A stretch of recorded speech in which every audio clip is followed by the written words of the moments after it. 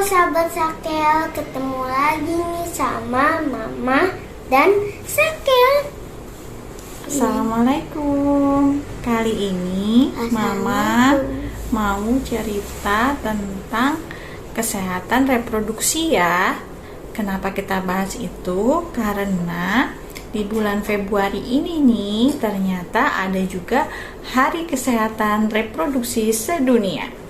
Nah, dan karena di bulan ini juga ada Hari Kanker Sedunia, Mama mau ngelanjutin yang kemarin, cerita tentang kanker, tapi tentang kanker leher rahim atau kanker serviks yang berhubungan dengan organ reproduksi.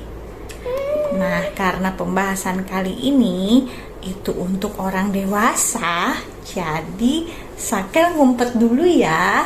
Oke? Bye-bye.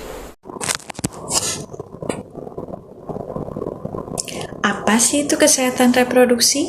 Menurut WHO atau Badan Kesehatan Dunia, kesehatan reproduksi adalah suatu keadaan sehat atau sejahtera baik secara fisik, mental, emosional maupun sosial yang berhubungan dengan reproduksi, di mana kita terbebas dari segala penyakit maupun kecacatan yang berhubungan dengan sistem, proses maupun fungsi dari reproduksi.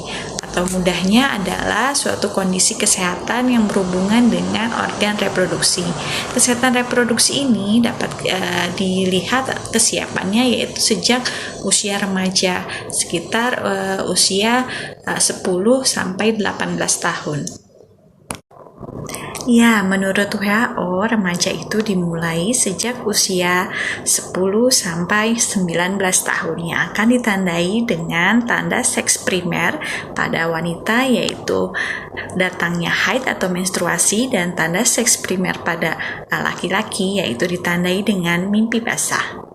Sedangkan tanda seks sekunder pada remaja yaitu ditandai pada wanita yaitu dengan payudara yang membesar, pinggul yang melebar, dan juga tumbuhnya rambut di ketiak dan sekitar kemaluan. Sedangkan tanda seks sekunder pada laki-laki yaitu ditandai dengan tumbuhnya jangkung, kemudian juga suara yang semakin membesar, penis dan juga buah zakar yang juga semakin membesar, dan tumbuhnya kumis, jambang, serta rambut di sekitar kemaluan. Nah, lalu bagaimana ya dok cara menjaga kesehatan reproduksi bagi anak-anak remaja? Secara umum, untuk laki-laki maupun perempuan dapat dijaga dengan cara memakai celana dalam yang bersih, kemudian juga memakai celana dalam yang tidak ketat, serta mengganti celana dalam minimal 2 kali sehari. Dan cara menjaga kesehatan reproduksi lainnya secara khusus pada wanita adalah 1.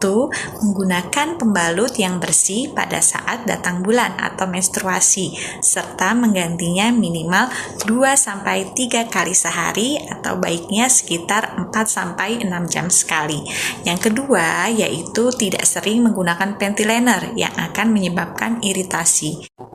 Yang ketiga yaitu jangan menggunakan cairan pembersih vagina karena akan mengganggu keseimbangan pH dalam vagina serta membunuh bakteri baik dalam vagina yang justru akan memicu tumbuhnya jamur.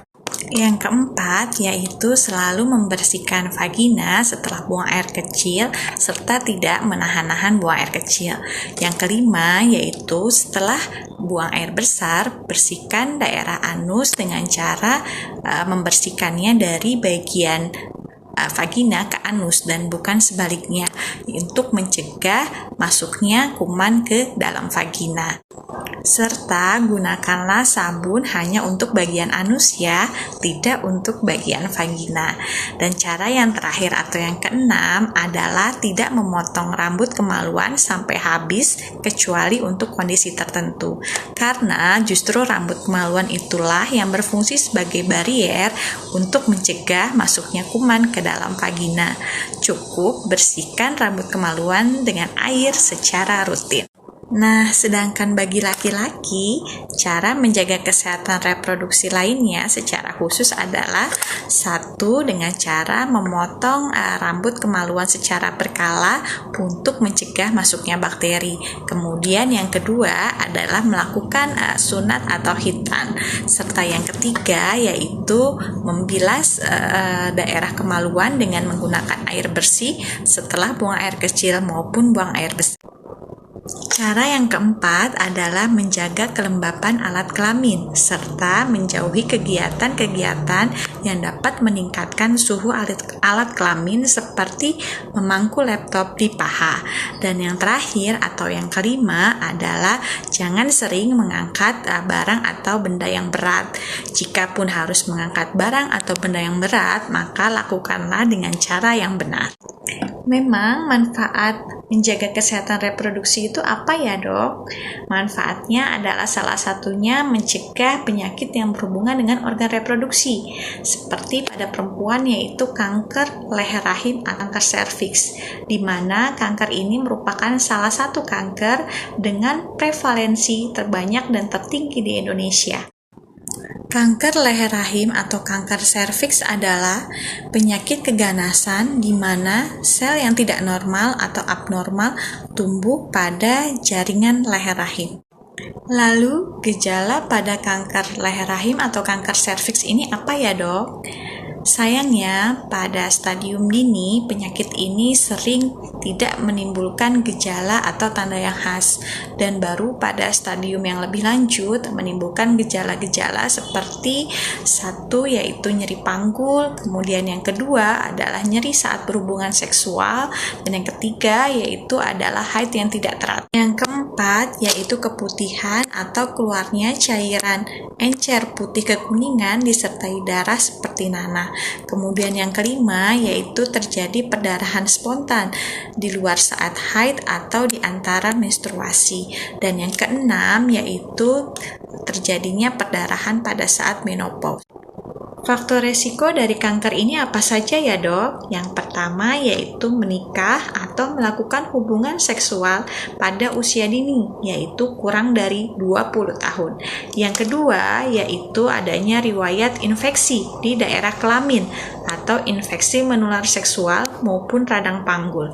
Yang ketiga yaitu adanya riwayat pada keluarga yang menderita penyakit kanker.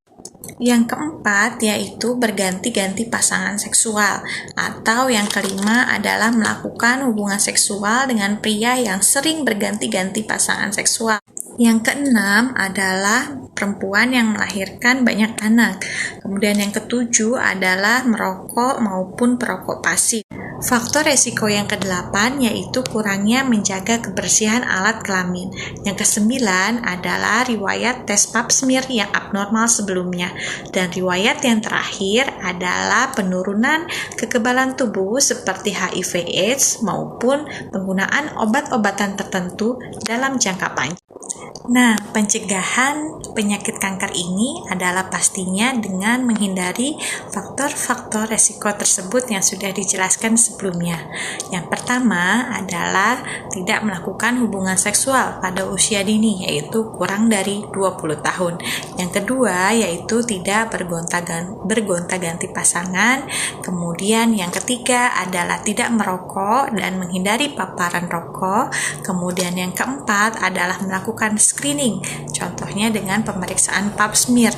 Dan yang kelima adalah melakukan vaksinasi, yaitu vaksin HPV, Human Papilloma Virus, di mana vaksin ini sudah dapat diberikan sejak usia anak atau usia SD, kemudian remaja sampai dengan dewasa. Dan vaksin ini juga ternyata tidak hanya dapat diberikan pada wanita, tetapi juga dapat diberikan pada pria.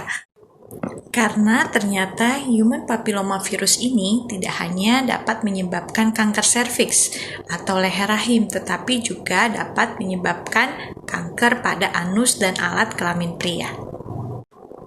Untuk pengobatan pada kanker ini, sama dengan pengobatan kanker pada umumnya ya, yaitu baik berupa obat-obatan kemoterapi, radioterapi, pembedahan jika diperlukan, obat-obatan untuk menangani keluhan-keluhan atau masalah pada pasien, serta nutrisi yang baik. Semakin cepat dan semakin dini kanker ditemukan serta ditangani, maka hasil kedepannya pun akan semakin baik. Demikian sahabat Sakel, semoga yang diceritakan mama saya bermanfaat. Jangan lupa like dan subscribe. Dah. Assalamualaikum.